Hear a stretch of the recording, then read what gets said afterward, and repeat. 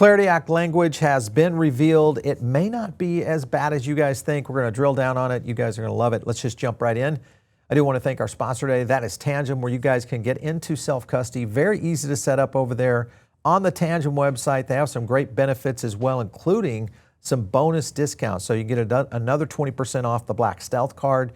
It works with your phone. This is the way to get into self-custody. If you're brand new to crypto, get a Tangem card to get going in self-custody. You guys will love it.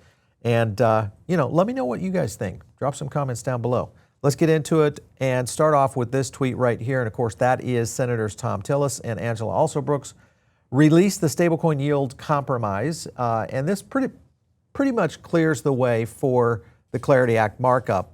And at this point, it really boils down to what did the banks get? Well, we're going to break that down for you. It's kind of interesting, though, when you look at the poly market, it absolutely skyrocketed while I was in Vegas last week on Friday, and of course went right up to almost 70%, hit 70%, and has leveled off, holding at around 64% chance right now. So looking good, much better. This is a very good result, I think, in a short period of time, because markup still has not been completed. We'll see what that looks like. Here's a couple of points I want to hit on, first of all, and that is, in the end, the banks were able to get more restrictions on rewards. When you look at a statement here by Coinbase's chief policy officer, he kind of hits it right here. In the end, the banks were able to get more restrictions on rewards, but were they actually? Because there's some language in here that we'll break down that kind of gives some different indications.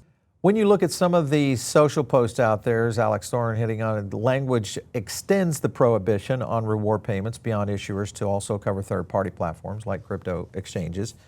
Then you look at what Paul Graywall says. He says, judging by his feed, the rewards language released last night was either a complete giveaway by Coinbase, a capitulation by Coinbase to the banks, or had nothing whatsoever.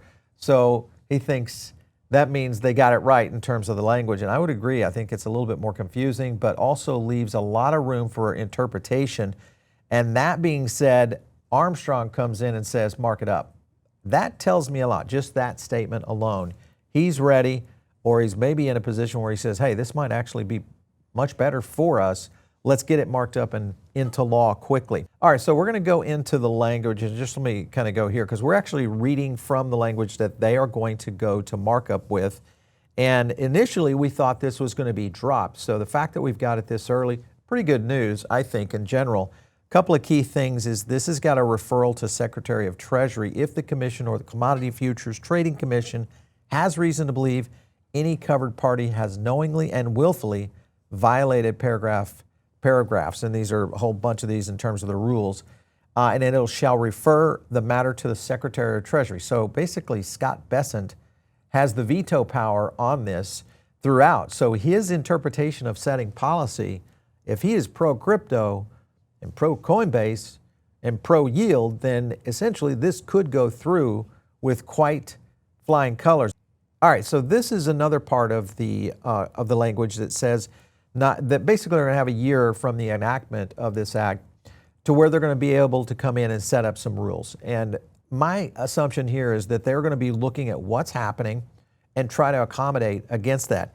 One specific statement, though, is right there in B at the bottom, clearly identifies the circumstances under which such compensation can be paid.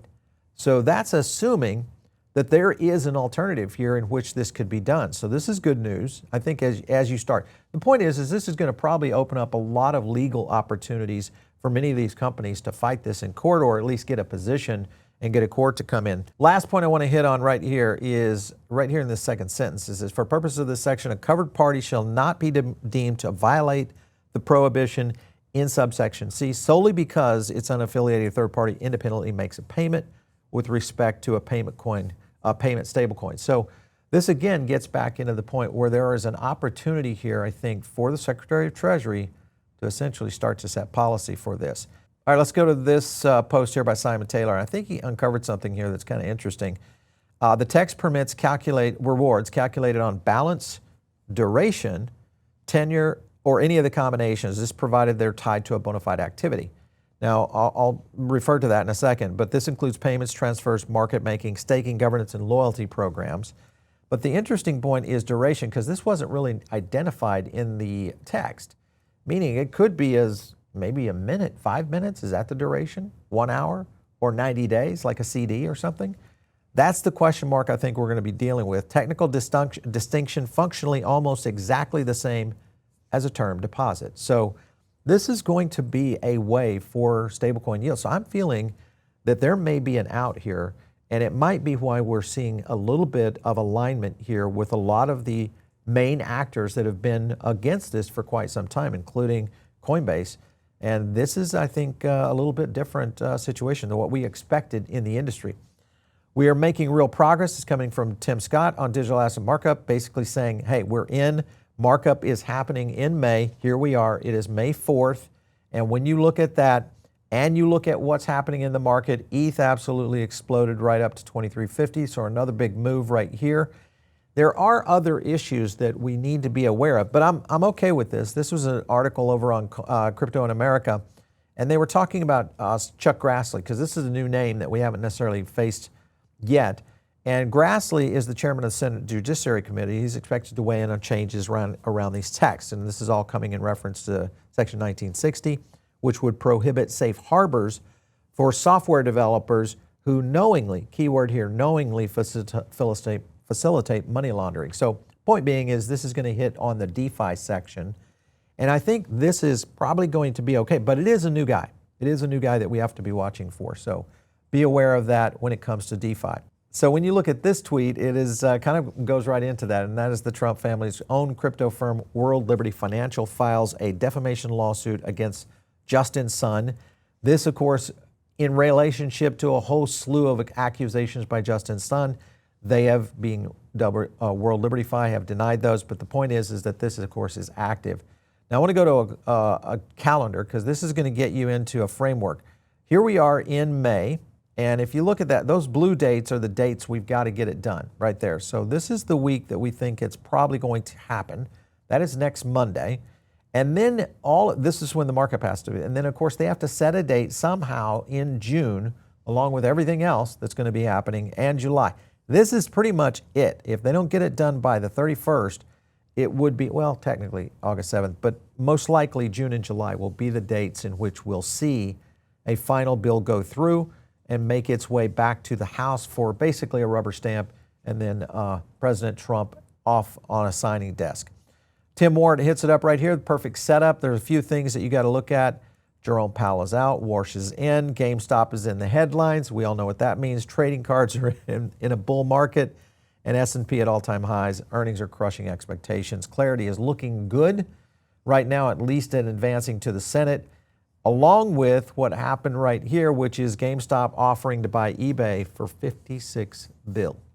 Now, let's think about that for a second, because GameStop has been, kind of at odds with media before, and also in general, they have done some pretty interesting things before as well. Well, this is an interview that CNBC had with their CEO. Take a look. How does the math for you? $56 billion. Walk us through how you could get to that price. It's half cash, half stock. Did you look at the materials that we posted online? I have looked at the materials that you've posted online. I've read them, but can you help our audience understand them? Yeah. Which part exactly? Well, TD's saying they're highly confident that they would provide the financing. It's not locked financing. Yeah, we'll see what happens. I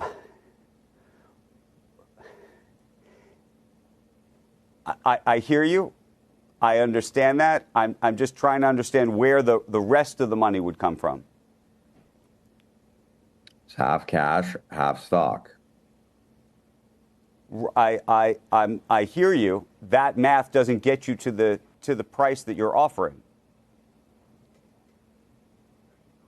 So, Brian, that's a pretty straightforward question. I don't get it. Like, where's the rest of the money coming from? I don't understand your question. But I don't understand your question.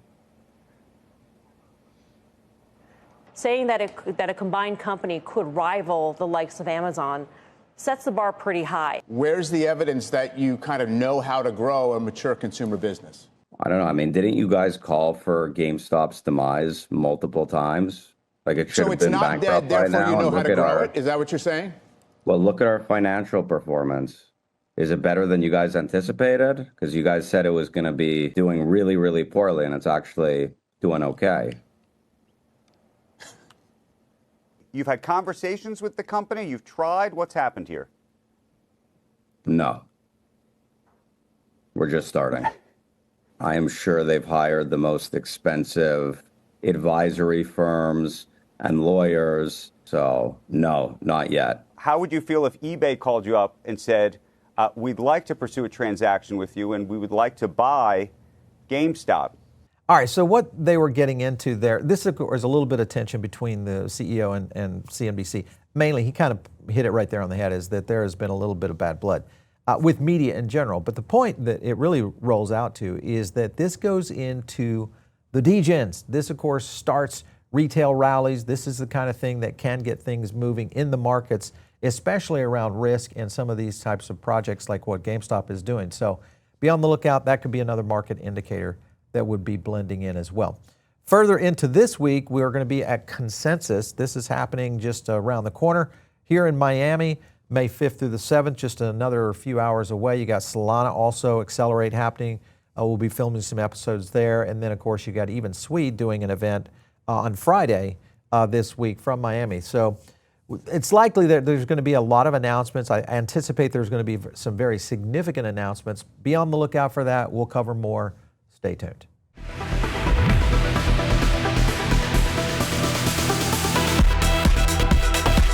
If you like this video, hit like and subscribe, drop a comment down below, and also join our free private member group. The link is in the description.